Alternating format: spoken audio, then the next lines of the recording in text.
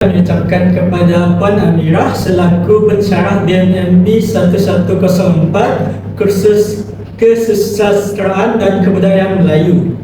Hari ini kami akan melaksanakan pentafsiran berterusan BMMB 1104, tugasan yang kedua iaitu persembahan. Sebelum memulakan pembentangan, elok kiranya jika kami memperkenalkan diri terlebih dahulu. Nama saya Faikon bin Saini dari kelas PPR BMM 21. Nama saya Ahmad Zaman bin Abdul Aziz daripada kelas PPR BMM 21. Saya Sandra Anisha Henry dari PPR BMM 21. Baiklah, hari ini kami akan membentangkan mengenai kritikan sastra terhadap pantun yang telah kami hasilkan dalam kursus BMMB 1144. Jadi, sebelum memulakan pembentangan, kiranya jika saya memberitahu sedikit mengenai apa itu kritikan sastra.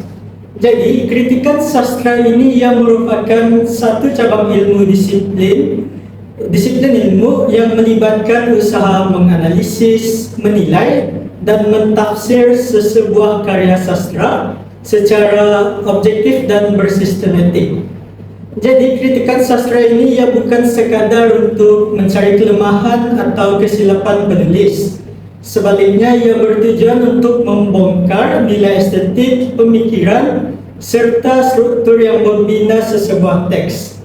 Jadi dalam ayat saya tadi, sebenarnya di situ ramai orang yang biasanya salah faham. Mereka sebenarnya kadang-kadang ingat bahwa kritikan sastra itu bermaksud untuk menjatuhkan seseorang penulis. Tetapi sebaliknya kritikan sastra itu sebenarnya adalah untuk menetapkan satu standar. Jadi kenapa saya kata begitu? Karena tanpa kritikan sastra, karya sampah dan karya agung itu selalunya dipandang sama taraf. Jadi di situ kritikan sastra ini dia berfungsi untuk menetapkan kualiti sesuatu karya sastra. Jadi seterusnya melalui proses kritikan, pengkritik akan mengaplikasikan teori atau pendekatan tertentu untuk menjelaskan makna yang tersirat serta memberikan pertimbangan yang adil terhadap kekuatan dan impak karya tersebut kepada khalayak pembaca. Jadi untuk kritikan sastra ini ia ada beberapa jenis kritikan sastra, yaitu kritikan sanjungan, kritikan teguran, kritikan saranan, kritikan penganalisisan, kritikan pendekatan dan kritikan penilaian. Jadi untuk tugasan kami ini, kami memilih untuk melakukan kritikan penganalisisan terhadap pantun yang telah kami sediakan. Kritikan penganalisisan, yaitu kritikan penganalisisan ialah proses mengkaji sesuatu karya sastra secara teliti dan mendalam untuk memahami makna sebenar. Pengkritik akan melihat berbagai aspek seperti bahasa, jalan cerita, watak, nilai, tema, serta mesej yang ingin disampaikan. Seterusnya kita pergi kepada pantun yang pertama, yaitu tema kekeluargaan. Baiklah, yang pertama, terang bulan di malam Rabu, bintang kejora nampak berseri. Hormat bapa, muliakan ibu, hidup berkat sepanjang hari. Untuk pantun ini, bentuk dan struktur pantun ialah pantun ini menepati ciri aspek pantun Melayu, yaitu 4 baris rangkap merupakan ciri lazim untuk sebuah pantun tradisional, yaitu mempunyai rima akhir yaitu A, B, dan mempunyai pembayang pada baris pertama dan kedua. Kemudian maksud pantun atau isinya pada baris ketiga dan keempat. Struktur pantun adalah kemas dan tepat sesuai untuk pembelajaran sekolah rendah. Pantun ini juga berbunyi puitis dari segi variasi bunyinya. Seterusnya kita pergi kepada pembayang dan isi. Untuk pembayang ini yaitu terang bulan di malam rabu, bintang kejora nampak berseri. Melalui pembayang ini menggambarkan suasana malam yang indah dan tenang, yaitu merupakan unsur alam digunakan sebagai simbol keindahan. Kemudian untuk maksud atau isi pantun, hormat Bapa, muliakan Ibu, hidup berkat sepanjang hari, yaitu menyampaikan nilai murni, yaitu menghormati ibu bapa dan menunjukkan kesan positif, yaitu kehidupan yang berkati.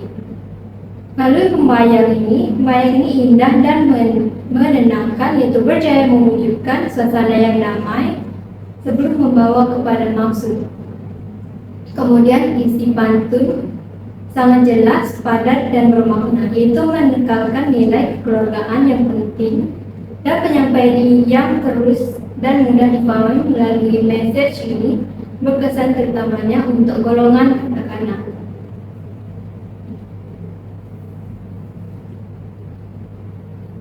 Seterusnya melalui gaya bahasa, yaitu bahasa yang mudah dan sesuai untuk kanak-kanak, yaitu tidak menggunakan bahasa yang terbelit-belit. Struktur ayat yang pendek dan jelas memudahkan pembaca untuk memahami maksud pantun tersebut. Kemudian ayat yang ringkas dan jelas yang ingin disampaikan tanpa memerlukan tafsiran yang mendalam. Jelaslah bahwa penggunaan bahasa yang ringkas dan mudah menjadikan pantun ini mesra pembaca serta sesuai untuk berbagai peringkat umur. Gaya ini membantu pembaca memahami maksud tanpa kesukaran. Kemudian kita pergi kepada tema dan nilai. Yang pertama, tema, yaitu kekeluargaan. Pantun ini menegaskan bahwa kekeluargaan merupakan institusi terpenting dalam kehidupan, yaitu hubungan kekeluargaan bukan sekadar ikatan darah semata-mata. Untuk nilai pula, nilai yang pertama yaitu hormat dan kasih sayang. Pantun ini menyampaikan bahwa kasih sayang dalam keluarga perlu dibalas dengan adab dan penghormatan. Yang kedua pula, kesyukuran, yaitu pantun ini turut mengajarkan seseorang supaya tidak lupa asal usul dan jasa orang tua kepada anak-anak. Yang ketiga, tanggung jawab. Sebagai seorang anak, kita mempunyai tanggung jawab terhadap ibu bapa, seperti menjaga kebajikan mereka dan menjadi anak yang berguna. Jelaslah bahwa tema dan nilai yang diketekankan sangat baik dan relevan dalam kehidupan seharian. Pantun ini berjaya menyampaikan pengajaran moral secara lembut dan berkesan.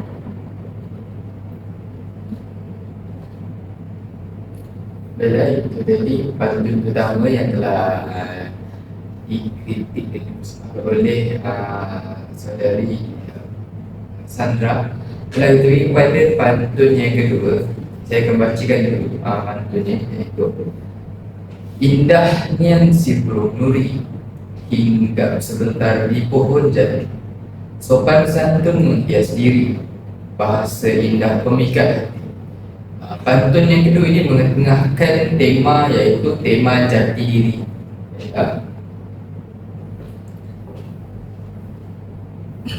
Tema jati diri ini satu tema yang menyentuh tentang bagaimana kepribadian seseorang dibentuk dan dinilai melalui adab dan juga pertuturan dengan orang lain semasa mereka bercakap atau bertutur. Tapi kepada manifestasi akhlak sebagai identiti, sebagai jati diri kita lah. Pantun ini menekankan bahawa identiti atau hiasan sebenar seorang manusia bukanlah terletak pada pakaian ataupun rupa baras, tetapi terletaknya pada sopan santun ataupun budi pekerti seseorang itu apabila menuturkan suatu perkataan ataupun perbualan. Tetapi kepada simbolisme keteguhan dan keindahan. Penggunaan unsur alam dalam pembayang menyokong tema jati diri yang utuh. Sebagai contoh, perkataan burung nuri yang melambangkan keindahan alam dan juga melambangkan keindahan yang menarik perhatian, seperti orang yang berbudi bahasa apabila kita menggunakan burung nuri itu. Contoh yang lain pula seperti perkataan pohon jati. Pohon jati yang dalam pantun itu melambangkan kekuatan dan ketahanan, dan diri yang berasaskan kesantunan ibarat pohon jati yang teguh, yang tidak mudah goyah oleh pengaruh luar dan sentiasa bernilai tinggi.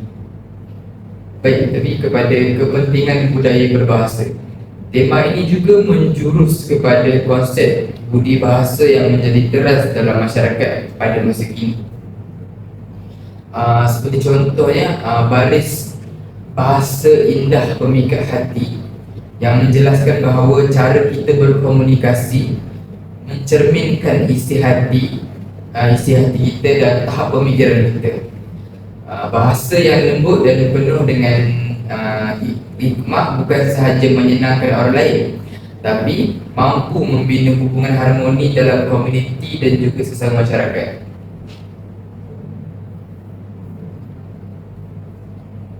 Baiklah, kita pergi kepada struktur bahasa dalam pantun tadi. Kita tengok kepada baris pertama dan baris yang kedua, iaitu pembayang dalam pantun tersebut. Indah nian si burung nuri hingga sebentar di pohon jati. Dalam baris satu dan baris dua ini, penggunaan diksi alam menggunakan unsur flora, iaitu pohon jati, dan fauna burung nuri. Secara linguistiknya, pemilihan kata nian itu memberikan kesan penegasan dalam pantun itu terhadap keindahan alam semula jadi. Seterusnya kita pergi kepada ni, rima hujung dalam pantun yang menggunakan rima A-B untuk perkataan nuri dan juga perkataan jati yang akan dipadankan dengan bahagian maksud pada baris yang ketiga dan baris keempat. Tapi pada baris yang ketiga dan baris keempat, iaitu maksud, sopan santun menghias diri, bahasa indah pemikat hati.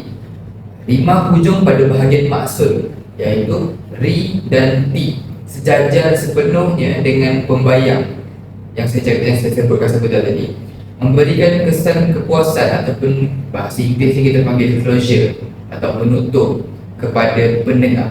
Maksudnya pendengar akan faham daripada pembayang yang kita sebutkan pada awal tadi, dua baris atas, dan kita akan memahami maksudnya pada dua baris yang ketiga dan baris yang keempat.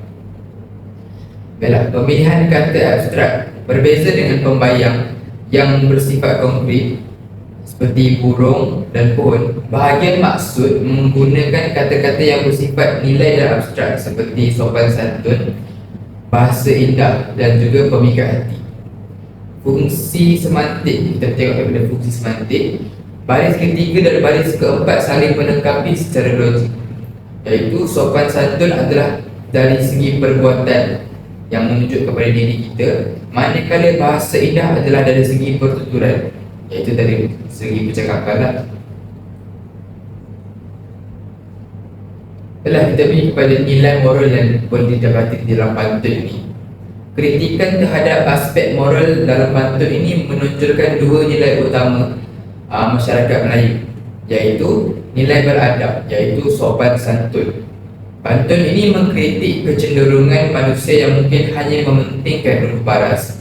Sebaliknya, pantun ini menegaskan bahawa kecantikan sebenar datang daripada tingkah laku seseorang itu yang tertib dalam membuat sesuatu perkara.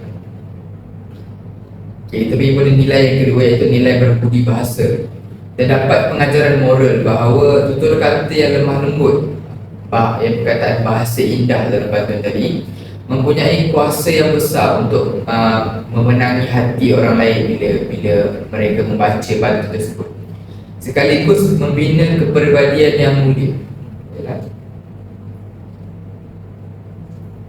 Tapi kepada fungsi pantun yang saya bacakan tadi, dalam konteks kesusasteraan, pantun ini berfungsi sebagai alat pendidikan ataupun alat pengajaran pedagogi Pantun ini bertujuan mendidik pembaca, terutamanya golongan muda, tentang kepentingan menjaga identiti melalui sasiah yang baik.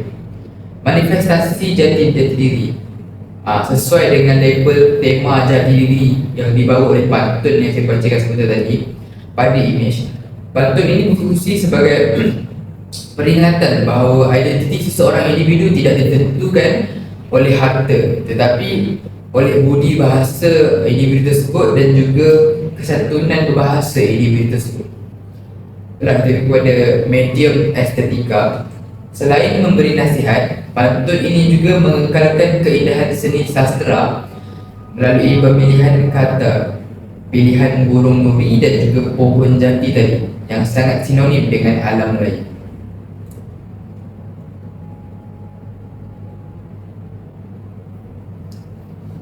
Baiklah, terima kasih Zomar atas kritikan sastra sementara tadi. Seterusnya saya akan mengkritik pantun yang ketiga, yaitu pantun yang bertemakan budi bahasa. Bunga melur harum mewangi, hendak digubah si gadis desa. Budi bahasa pekerti tinggi, menjadi hiasan sepanjang masa. Baiklah, sekarang mari kita laksanakan kritikan penganalisisan terhadap pantun yang ketiga ini. Baiklah, yang pertama kita akan menganalisis tema pantun tersebut. Jadi, pantun ini yang membawa tema budi bahasa sebagai asas keindahan diri manusia. Pantun ini yang menegaskan bahawa akhlak yang baik itu adalah hiasan yang kekal sepanjang masa dan lebih bernilai daripada kecantikan luaran atau harta benda. Jadi bagi saya, tema ini sangat sesuai dibawakan untuk kanak-kanak supaya ia boleh digunakan untuk mendidik dan melahirkan generasi yang berakhlak mulia. Jadi saya juga percaya bahawa tema ini sesuai dibawakan untuk kanak-kanak sejak mereka kecil lagi, kerana melentur bulu biarlah dari rebungnya. Seterusnya kita teruskan kepada analisis struktur dan gaya bahasa pantun tersebut. Jadi untuk bentuk pantun tersebut, pantun itu adalah pantun 4 kerat dengan pola rima AB. Jadi bentuk tersebut ialah ciri klasik sebuah pantun Melayu. Selain itu, setiap baris juga terdiri daripada 8 hingga 12 suku kata. Hal ini adalah untuk mengekalkan keseimbangan irama pantun tersebut. Seterusnya, untuk gaya bahasa pantun tersebut pula, pantun tersebut menggunakan bahasa yang mudah, ayat yang ringkas dan jelas. Seterusnya, kedua, kata sifat seperti pantun tersebut menggunakan kata sifat seperti harum, mewangi, tinggi untuk menambahkan keindahan pada pantun tersebut. Seterusnya, gaya bahasa yang ketiga ialah ayat dalam pantun tersebut tidak berbelit dan mesej tersampai kepada pembaca. Seterusnya, rima hujung pada pantun tersebut juga menjadikan pantun itu sedap didengar dan senang diingat, kerana rimanya sesuai dengan ciri klasik pantun tadi, iaitu AB. Seterusnya, dan gaya bahasa yang terakhir ialah bahasa yang digunakan dalam pantun tersebut sesuai untuk semua peringkat umur, terutamanya murid sekolah rendah, kerana pantun tersebut menggunakan hampir semua perkataan dalam pantun tersebut adalah bahasa yang mudah saja. Seterusnya, mari kita analisis akal budi pantun tersebut. Jadi apa yang akan saya bentangkan di sini adalah apakah yang ingin disampaikan oleh penulis pantun tersebut, apakah maksud pantun tersebut. Kita lihat dahulu dari bahagian pembayang, iaitu baris pertama dan kedua dalam pantun tersebut. Jadi dalam baris pertama dan kedua pantun tersebut terdapat ayat bunga melur yang harum mewangi. Jadi ia merupakan pelambangan kepada reputasi atau nama baik seseorang. Walaupun bunganya kecil, harumnya tersebar luas. Jadi bahagian ini merupakan kiasan kepada individu yang berbudi bahasa. Walaupun pendiam atau rendah diri, tetapi jasa dan kesantunannya tetap dirasai oleh orang sekeliling. Jadi di sini secara ringkasnya penulis hendak menyampaikan bahawa orang yang menjaga budi bahasanya akan mengharumkan nama dirinya dan pastinya orang sekitar akan menyukai orang tersebut. Seterusnya kita beralih pula kepada bahagian maksud dalam pantun tersebut, iaitu pada baris yang ketiga dan keempat. Jadi di sini akal budi yang terdapat dalam bahagian tersebut ialah pantun ini menuntut pembentukan jati diri yang baik. Akal budi yang ingin disampaikan ialah budi bahasa merupakan hiasan pribadi yang paling mahal. Jadi bahagian ini yang mendidik murid bahawa insan yang paling dihormati dalam masyarakat bukanlah yang berharta, tetapi yang memiliki ketinggian pekerti dan kehalusan adab. Jadi secara ringkasnya di sini penulis pantun tersebut hendak menyampaikan bahawa jati diri yang baik itu akan menghiasi seseorang individu tersebut. Dan hal ini akan membuatkan individu tersebut dipandang tinggi oleh masyarakat di sekitarnya. Jadi selesai dengan analisis akal budi pantun tersebut, saya akan meneruskan dengan analisis nilai murni yang terdapat dalam pantun tersebut. Jadi saya ada senaraikan 3 nilai murni yang ada dalam pantun itu, yaitu yang pertama, hemah tinggi. Jadi pantun ini yang menekankan kepentingan memiliki budi bahasa dan pekerti yang mulia dalam pergaulan masyarakat. Jadi ketinggian pribadi digambarkan sebagai aset utama yang menentukan nilai sebenar seseorang manusia. Seterusnya yang kedua ialah istiqamah, yakni ketekalan seseorang itu. Jadi pantun ini mengajarkan kita supaya mengekalkan akhlak yang baik secara berterusan melalui frasa sepanjang masa dalam pantun tersebut. Seterusnya, budi bahasa dijadikan sebagai hiasan diri yang kekal abadi dan tidak akan luput di dalam zaman. Seterusnya, nilai murni yang ketiga ialah keikhlasan. Jadi pantun ini menggambarkan bahawa kebaikan yang tulus akan memberikan kesan positif kepada persekitaran seperti haruman bunga. Sifat ikhlas dalam berbudi akan dipandang tinggi dan dihargai oleh masyarakat sekeliling. Jadi selesai dengan analisis nilai murni pantun tersebut, dan yang terakhir saya akan menganalisis fungsi pantun tersebut. Untuk fungsi pantun ini saya akan membawakan dalam 4 dimensi, yaitu dimensi yang pertama, fungsi pantun tersebut dalam pendidikan. Jadi pantun ini boleh digunakan untuk mendidik tentang pentingnya budi bahasa dan pekerti mulia. Pantun tersebut memberikan pengajaran moral kepada pelajar dan masyarakat. Jadi di sini pantun ini ia bertujuan untuk membolehkan kita untuk melahirkan generasi pada masa akan datang untuk supaya mereka menjadi lebih berbudi bahasa dan baik budi pekertinya. Seterusnya kita lihat fungsi pantun tersebut dalam sosial. Jadi pantun tersebut boleh digunakan sebagai nasihat dalam kehidupan seharian. Ia juga mengukuhkan hubungan antara generasi melalui nilai sopan santun. Jadi di sini kita boleh lihat bahawa pantun tersebut boleh menjadikan masyarakat kita lebih harmoni dan saling bersatu padu apabila jika kita menerapkan pantun tersebut dalam masyarakat kita. Seterusnya, fungsi pantun tersebut dalam budaya pula, iaitu pantun tersebut membolehkan kita memelihara warisan masyarakat Melayu.